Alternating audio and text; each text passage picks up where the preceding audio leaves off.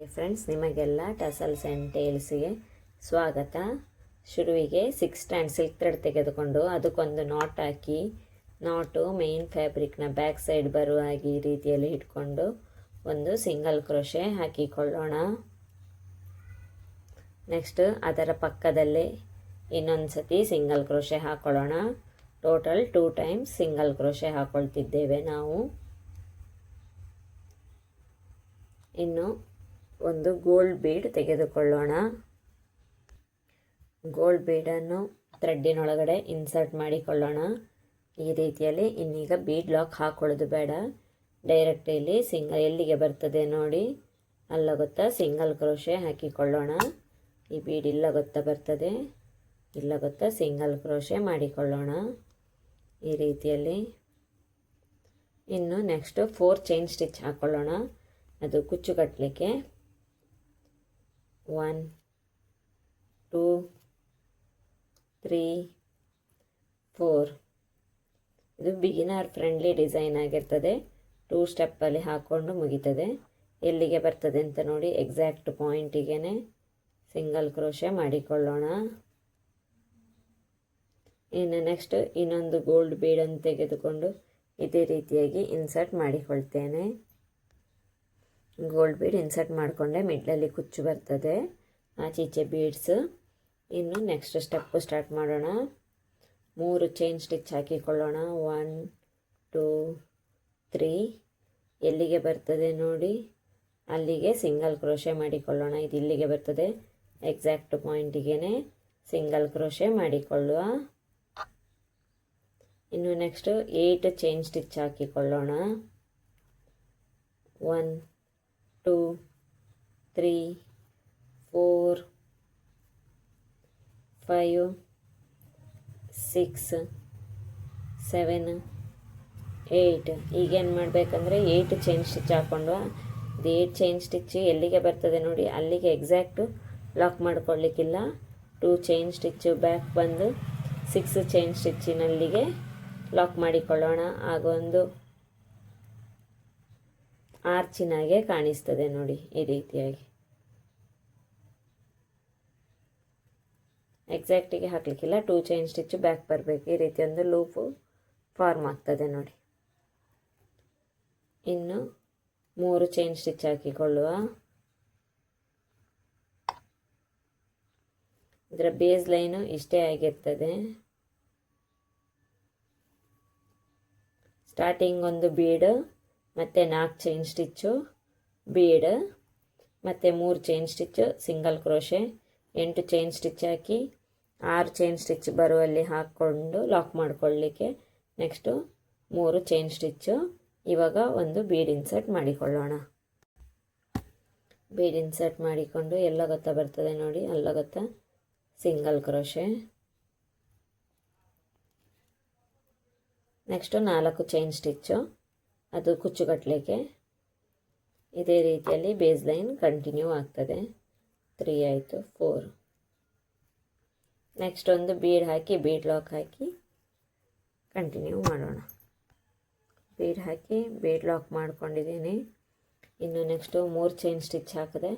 Next 8 chain stitch. ಇದೇ ರೀತಿಯಲ್ಲಿ work continue ಮಾಡಿ ಎಂಡಲ್ಲಿ ಹೇಳ್ತೀನಿ. ಇಲ್ಲಿಗೆ ನಮ್ಮ ಬೇಸ್ ಲೈನ್ ಮುಗಿದಿದೆ ನೋಡಿ. ಬೀಡ್ ಹಾಕಿ bead lock, 4 chain stitch bead lock, 3 chain stitch, 8 chain stitch ಹಾಕಿ 6 ಚೈನ್ ಸ್ಟಿಚ್ಚಿನೆಲ್ಲ ಗೊತ್ತಾ ಲಾಕ್ ಹಾಕ್ಕೊಳ್ಳೋದು, ಮತ್ತು 3 ಚೈನ್ ಸ್ಟಿಚ್ಚು ಲಾಕ್. ನೆಕ್ಸ್ಟ್ ಒಂದು ಬೀಡ್ ಹಾಕಿ ಬೀಡ್ ಲಾಕ್ ಮಾಡ್ಕೊಳ್ಬೇಕು. ನೆಕ್ಸ್ಟ್ 4 ಚೈನ್ ಸ್ಟಿಚ್ಚು ಕುಚ್ಚಿಗೆ, ಮತ್ತು ಬೀಡ್ ಹಾಕಿ ಬೀಡ್ ಲಾಕು. ನೆಕ್ಸ್ಟ್ ಇದು ಆರ್ಚಿಗೆ 3 chain stitch lock, 8 chain stitch ಹಾಕಿ 6 ಚೈನ್ ಸ್ಟಿಚ್ಚಿನಲ್ಲಿ ಲಾಕು. ನೆಕ್ಸ್ಟು ಪುನಃ 3 ಚೈನ್ ಸ್ಟಿಚ್ಚು ಲಾಕ್. ಇದೇ ರೀತಿಯಲ್ಲಿ ವರ್ಕ್ ಕಂಟಿನ್ಯೂ ಆಗ್ತದೆ. ನಾನಿಲ್ಲಿ ಬೀಡ್ ಹಾಕಿ ಬೀಡ್ ಲಾಕ್ ಮಾಡ್ಕೊಂಡಿದ್ದೀನಿ. ನೆಕ್ಸ್ಟು 1 ಅಥವಾ 2 ಚೈನ್ ಸ್ಟಿಚ್ ಹಾಕಿ ಈ ಥ್ರೆಡ್ಡನ್ನು ಕಟ್ ಮಾಡಿಕೊಳ್ತಿದ್ದೇನೆ. ಇವಾಗ ನೆಕ್ಸ್ಟ್ ಸ್ಟೆಪ್ಪಿಗೆ ನಾನು ಸೇಮ್ ಕಲರ್ ಸಿಲ್ಕ್ ಥ್ರೆಡ್ಡನ್ನೇ ತೆಗೆದುಕೊಂಡಿದ್ದೀನಿ. ಇಲ್ಲಿ 2 ಟೈಮ್ಸ್ ಸಿಂಗಲ್ ಕ್ರೋಶೆ ಹಾಕ್ಕೊಂಡಿದ್ವಲ್ಲ, ಆ ಗ್ಯಾಪಿನಲ್ಲಿ ಈ ಥ್ರೆಡ್ಡನ್ನು ತಂದು ಲಾಕ್ ಹಾಕಿಕೊಳ್ಳುವ. 2 ಸಿಂಗಲ್ ಕ್ರೋಶದ ಗ್ಯಾಪಲ್ಲಿ ಲಾಕ್ ಹಾಕಿಕೊಳ್ತಾ ಇದ್ದೇನೆ. ನೆಕ್ಸ್ಟ್ ಈ ಗೋಲ್ಡ್ ಬೀಡಿನ ಸುತ್ತ ಪರ್ಲ್ ಬೀಡ್ ಹಾಕಿ ಲಾಕ್ ಮಾಡಿಕೊಳ್ಳುವ. ಒಂದು ಪರ್ಲ್ ಬೀಡ್ ಇನ್ಸರ್ಟ್ ಮಾಡಿಕೊಂಡಿದ್ದೀನಿ. ನೆಕ್ಸ್ಟ್ ಒಂದು ಲಾಕ್ ಹಾಕ್ಕೊಳ್ತೀನಿ, ಆಗ ಪರ್ಲ್ ಬೀಡ್ ಫಿಕ್ಸ್ ಆಗ್ತದೆ. ನೆಕ್ಸ್ಟ್ ಇನ್ನೊಂದು ಪರ್ಲ್ ಬೀಡ್ ಇನ್ಸರ್ಟ್ ಈ ರೀತಿಯಲ್ಲಿ ಮಾಡಿಕೊಂಡು ಲಾಕ್ ಹಾಕ್ಕೊಳ್ಳುವ. ಇದು ಇಲ್ಲಿಗೆ ಬರುವುದಿಲ್ಲ, ಇನ್ನೊಂದು ಪರ್ಲ್ ಬೀಡ್ ಬೇಕು, 3 ಪರ್ಲ್ ಬೀಡ್. ಇದಕ್ಕೆಲ್ಲ ಇದಕ್ಕೆ ಲಾಕ್ ಬೇಡ, ಡೈರೆಕ್ಟ್ ಇಲ್ಲಿ ಸಿಂಗಲ್ ಕ್ರೋಶದ ಗ್ಯಾಪ್ ಇದೆ ನೋಡಿ, ಆ ಗ್ಯಾಪಲ್ಲಿ ಫಿಕ್ಸ್ ಮಾಡಿಕೊಳ್ಳುವ. ಒಂದು ಸಿಂಗಲ್ ಕ್ರೋಶೆ ಹಾಕಿ ಈ ರೀತಿಯಾಗಿ ಬರ್ತದೆ.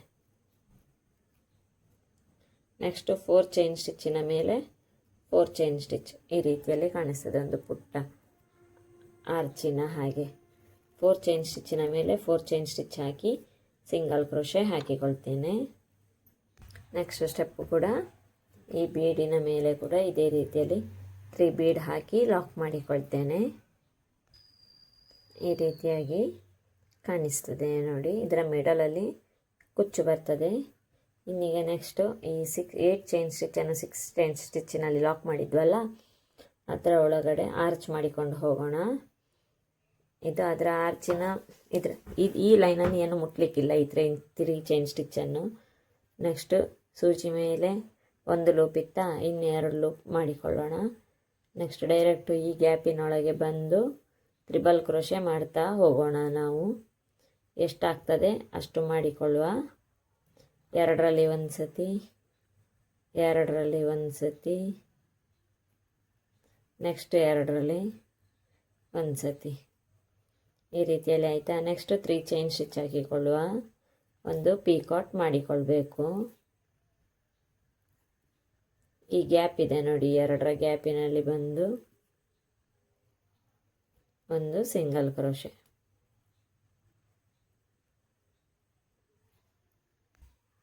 ನೆಕ್ಸ್ಟ್ ಇದೇ ರೀತಿ ಇನ್ನೊಂದು ಸತಿ 3 ಲೂಪ್ ಆಯಿತಾ. ಈ ಗ್ಯಾಪಲ್ಲಿ ಬಂದು 2ರಲ್ಲಿ ಒಂದು ಸತಿ,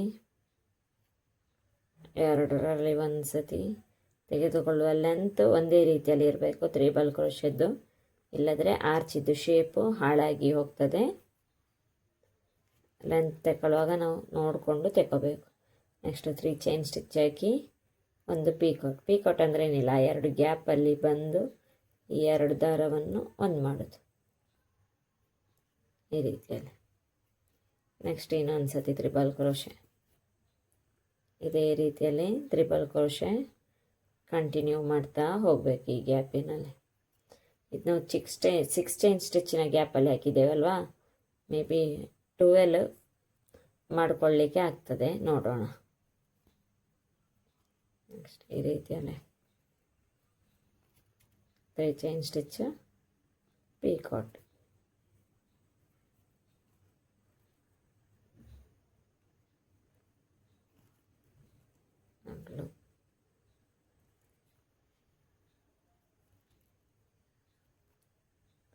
ಎರಡರಲ್ಲಿ ಒಂದು ಸತಿ,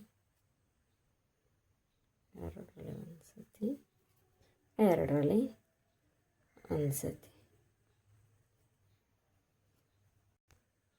ಇವಾಗ ನಾವು 5 ಪೀಕಾಟ್ ಮಾಡ್ಕೊಂಡಿದ್ದೀವಿ, 5 ತ್ರಿಬಲ್ ಕ್ರೋಶೆ, 5 ಪೀಕಾಟು. ಇದು 6th ಒನ್. ಟೋಟಲ್ 12 ಮಾಡಲಿಕ್ಕೆ ಆಗ್ತದೆ ಈ ಗ್ಯಾಪಿನಲ್ಲಿ. 2ರಲ್ಲಿ ಒಂದು ಸತಿ. ಮತ್ತು ಈ ಆರ್ಚ್ಗಳನ್ನು ಸ್ವಲ್ಪ ಸ್ವಲ್ಪ ಸೈಡಿಗೆ ನೂಕಲಿಕ್ಕೆ ಜರುಗಿಸಲಿಕ್ಕೆ ಆಗ್ತದೆ. ಜರುಗಿಸುತ್ತಿದ್ದರೆ ಅದು ಡಿಸ್ಟೆನ್ಸ್ ದೂರ ದೂರ ಕಾಣಿಸ್ತದೆ ನೋಡಿ. ಪೀಕಾಟ್ ಈಗ ಇದೆಲ್ಲಿ ಇಷ್ಟು ಗ್ಯಾಪಲ್ಲಿದೆ ಅಲ್ವಾ, ಇದನ್ನು ಈ ರೀತಿ ಹತ್ತಿರ ಜರುಗಿಸಿದರೆ ಆಯ್ತು ನೋಡಿ. ನಾನು ಇದೇ ರೀತಿ 12 ಪೀಕಾಟ್ಗಳನ್ನು ಮಾಡಿಕೊಳ್ತೇನೆ. ಇಲ್ಲಿ ಇವಾಗ 12 ತ್ರಿಬಲ್ ಕ್ರೋಶೆ ಮತ್ತು 12 ಪೀಕಾಟ್ ಮಾಡಿಕೊಂಡು ಆಗಿದೆ.